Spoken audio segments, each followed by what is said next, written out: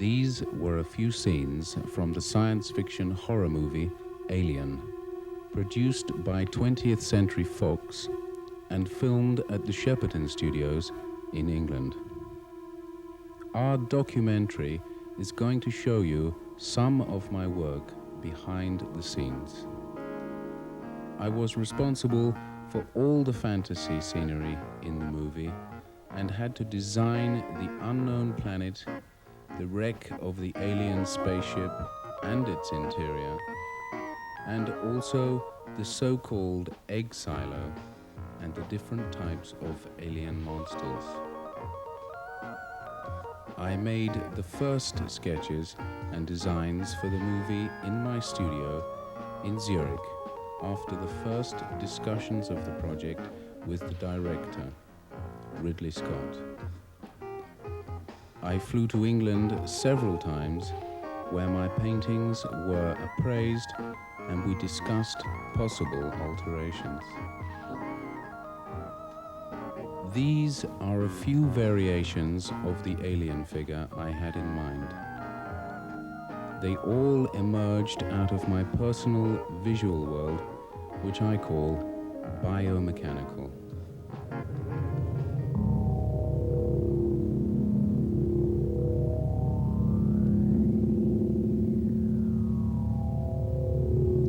The egg silo, an unrealized project.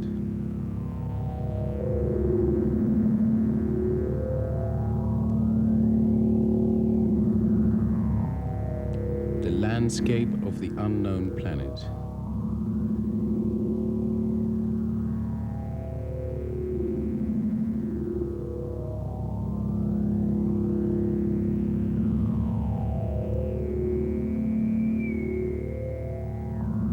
The alien spaceship derelict.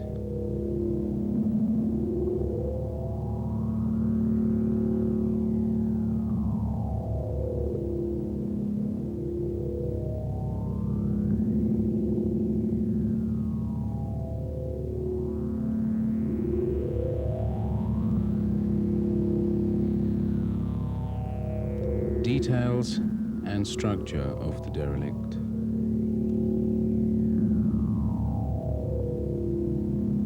Entrance of the derelict. Passage in the derelict. Cockpit with the remains of the unknown being who was her pilot.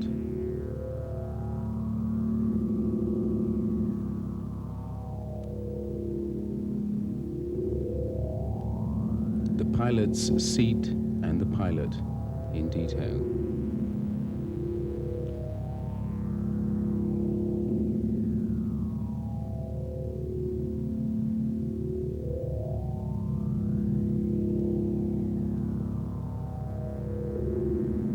Shaft with a membrane. The interior of the egg silo. Model of the egg silo.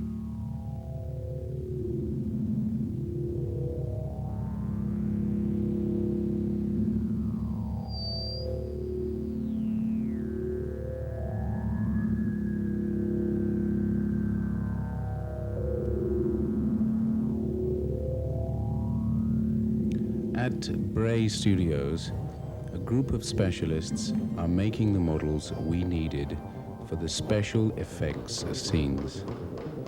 My colleague, P. Voise, will explain in a moment how these models are made and finally used in the movie.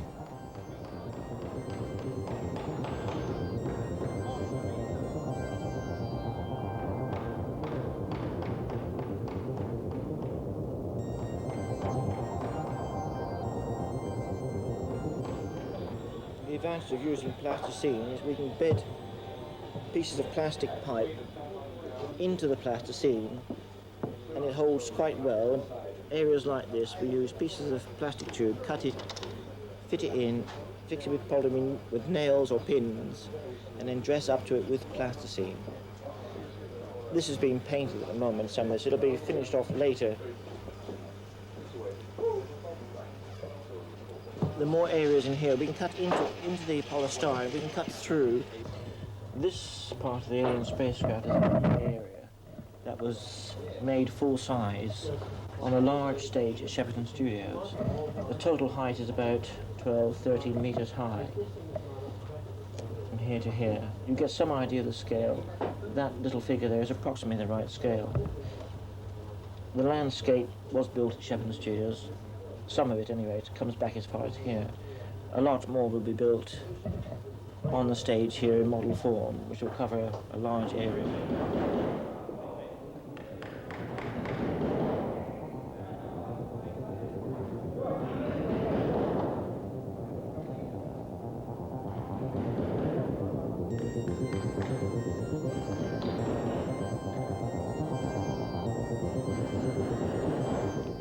Now we're inside Shepperton Studios, where movies like The Omen, Superman, and parts of Star Wars were filmed.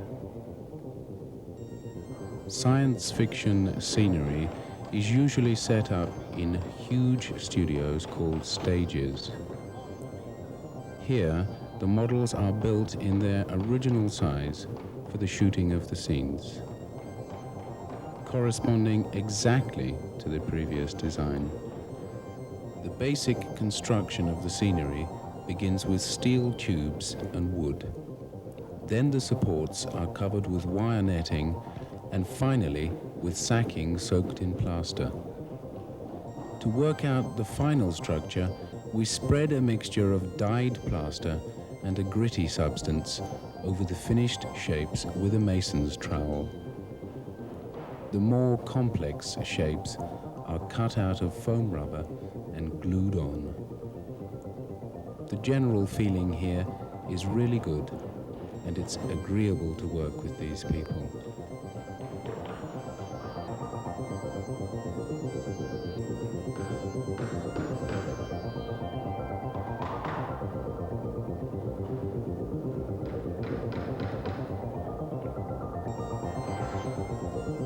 The tubes, only vaguely defined in the design, have to be integrated into the landscape and painted to fit in. Through the use of different smoke and water effects, the final decor achieves a really mystic atmosphere and is presented as follows.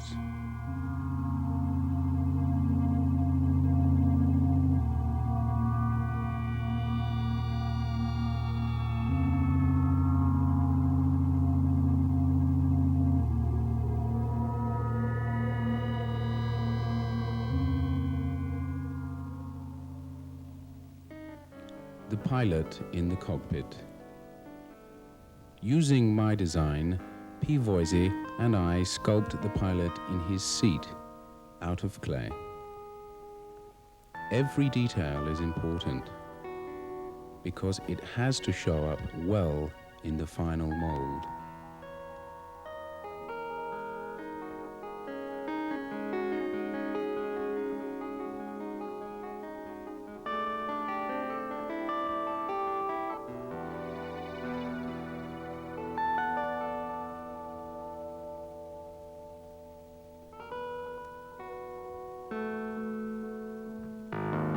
The next step is the job for the plaster casting team, who have to make a mold from this figure. They're really working with terrific energy. To stabilize the forms, they insert strips of plaster-soaked sacking.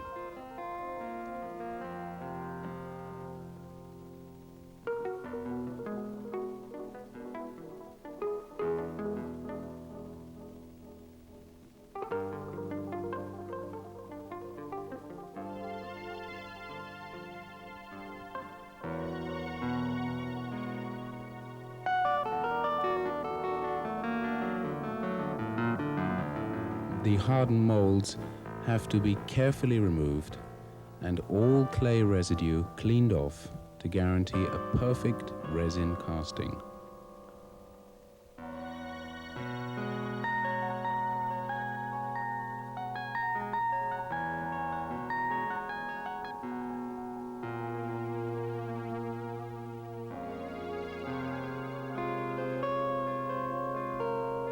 The remaining constructions are also built with wood, plaster, and foam rubber.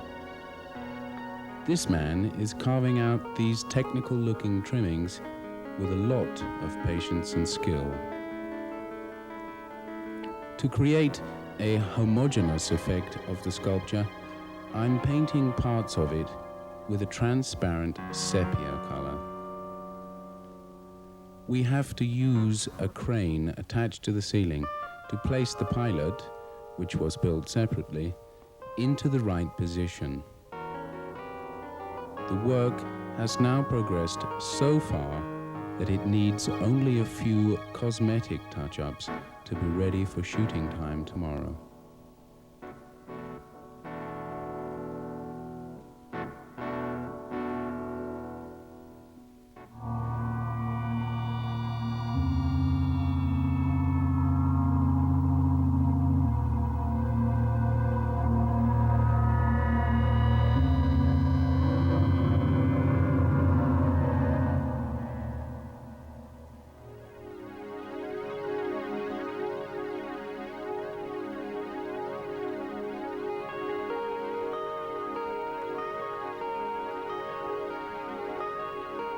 The egg, or rather eggs, we used about 120 of them for this set, are the organic repositories of the aliens in their first form of appearance, the so-called facehugger.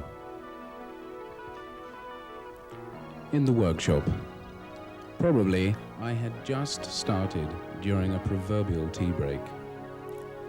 The pieces of ground on which all the eggs stand singly are in the making.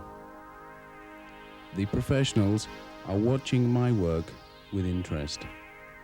Probably the realization of a design like mine is new to them. The original idea for the egg's opening was a kind of mobile elastic slit, but the production felt that this was too directly reminiscent of female sex organs and worried about possible censoring in Catholic countries. So we settled on a similar but crosswise shape, which satisfied both the Catholic countries and my own sense of forms.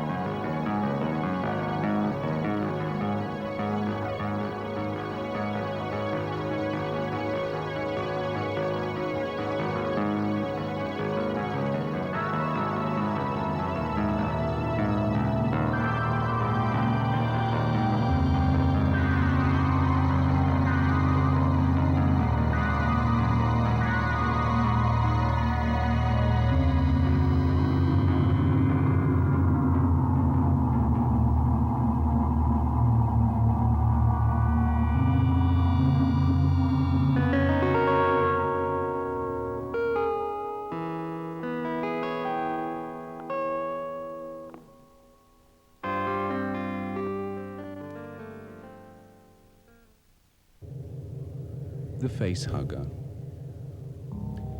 The design for the small alien monster named the facehugger is lying in wait inside the egg to be awakened out of its beauty sleep by the slightest touch of the astronaut's hand. It flings itself onto its victim, eating its way through the helmet, and settles on the man's face, forcing its long snout down into the helpless victim's throat in order to deposit its horrible seed. The cosmic incubation has begun. Having been a professional industrial designer, it means a lot to me to have a design show its symbolism as well as its functional aspect clearly. Therefore, I endowed the facehugger with the spring-like tail he uses to propel himself out of the egg, also with 8 long-jointed fingers and 2 pulsing testicle-like appendages for the spores. The delicate mechanism of the fingers is moved by invisible strings, and the pulsing comes from a small air pump.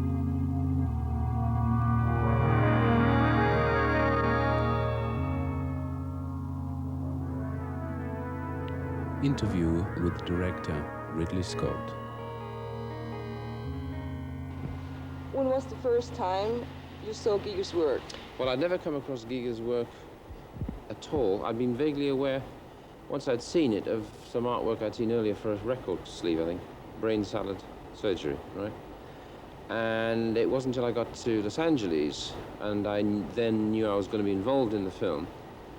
The thing about all these films, all monster films, or whatever you'd like to call it, is that the danger is how on earth are you going to finally do it? How are you going to make it, okay? And so that was one of the big concerns about how on earth it was going to be carried out, who was going to actually design it, or create it.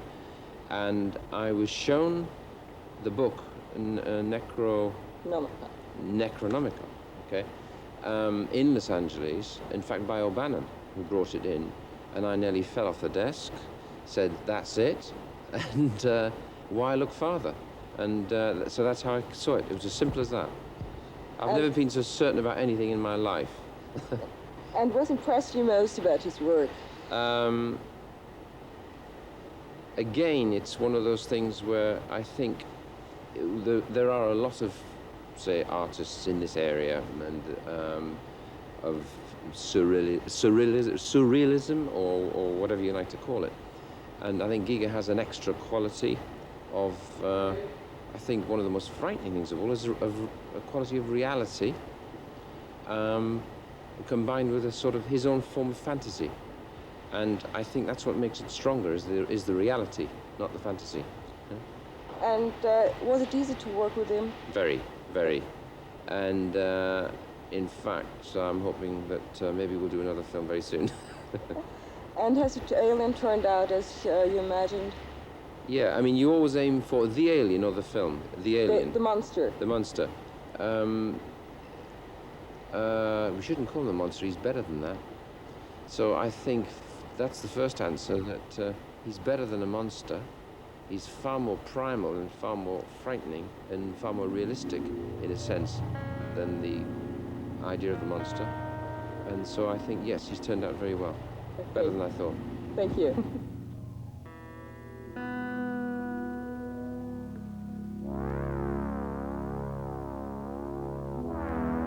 My suggestions for the adult alien was generally approved by everyone.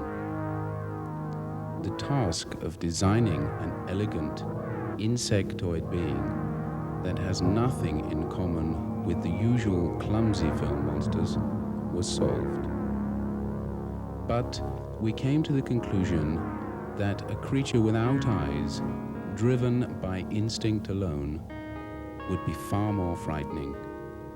That's why I painted a second version of the alien, which has no eyes. It's a lot easier to put down a fantasy in a painting than to translate such a creation into a costume that can be worn by a man.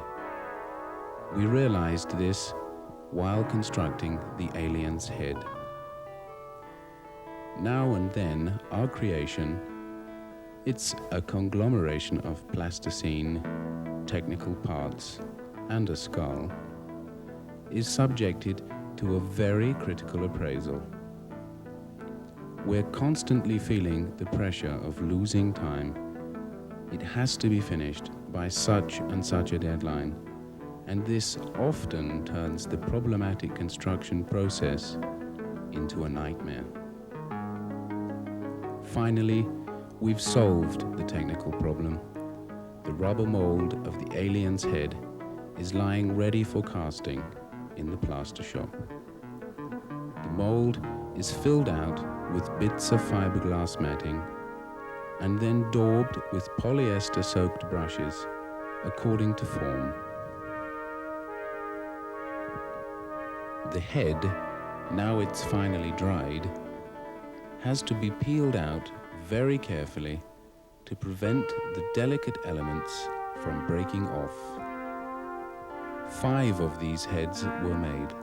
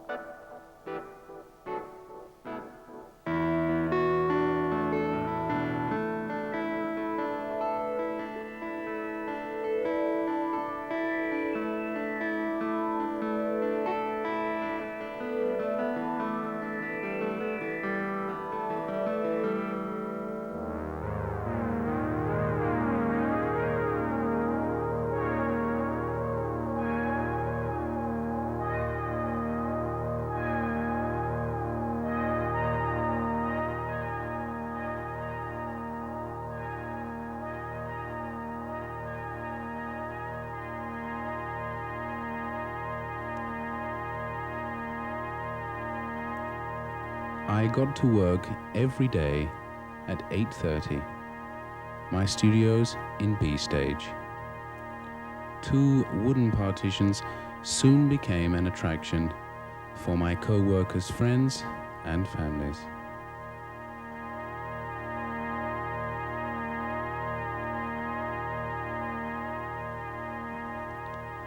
I modeled the alien costume on a plaster statue of the 7-foot-tall Nigerian Bulagi.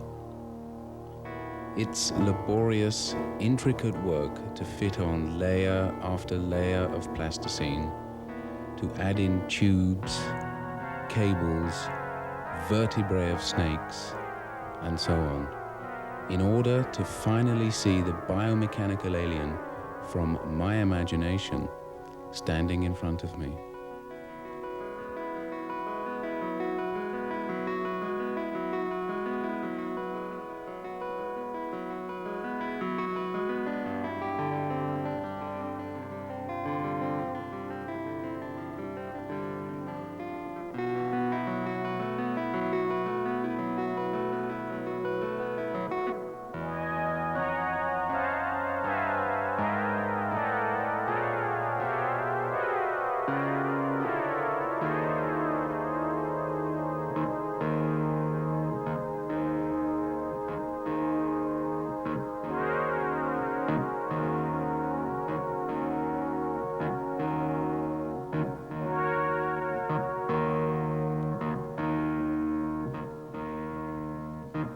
Beside its toothed, flickering tongue, this creature also ought to have a tail it could use as a weapon.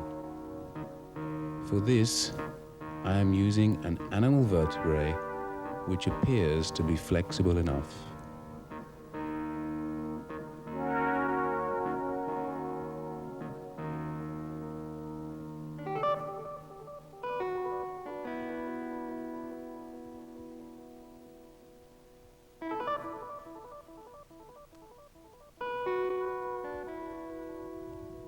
All these countless formal elements are needed to result in a really complete alien costume.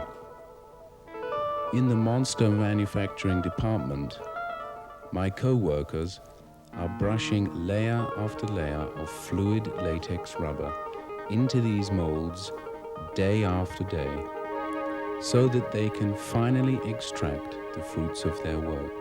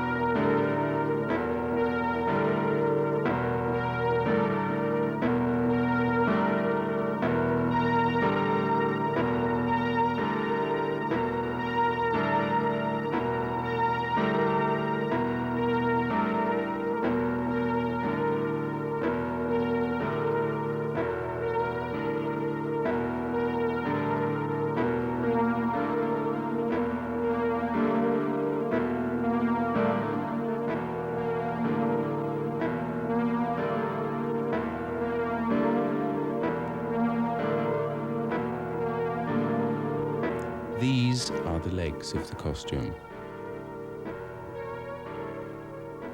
For a perfect fit, a bit of artistic tailoring is called for. Now my job is to join together the different parts in terms of the structures and colors, so that the audience won't see a costume, but a convincing, realistic being.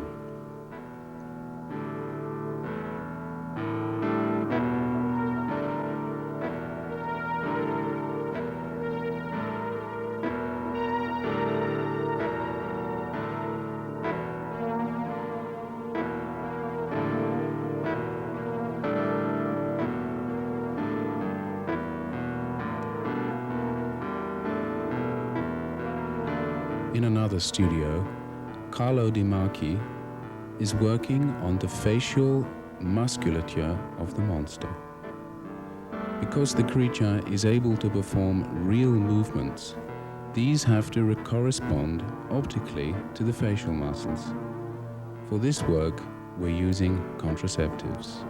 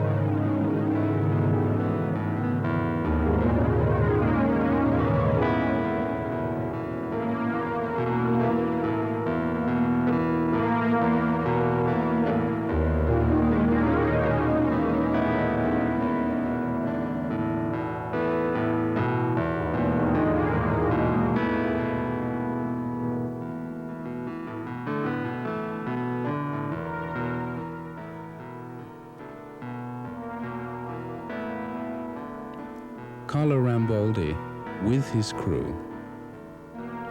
Probably Ramboldi's most famous mechanization is King Kong in the new movie version. He was awarded an Oscar for the mechanization of that ape, and he also instilled life into our alien. The facial movements are controlled by hand through wires attached to a lever console. At last, the long-awaited first appearance of the alien on scene.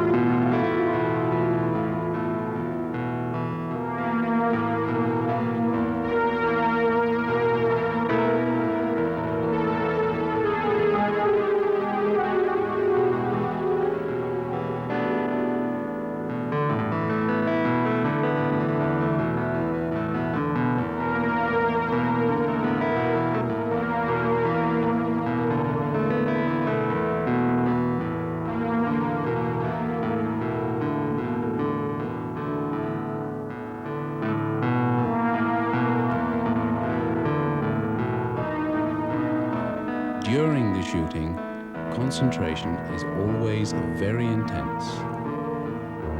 Scott is giving last instructions to the stuntmen. The acrobatic parts of the scenes are mainly played by our stuntmen. And now, complete silence. Everyone present is watching events with great suspense.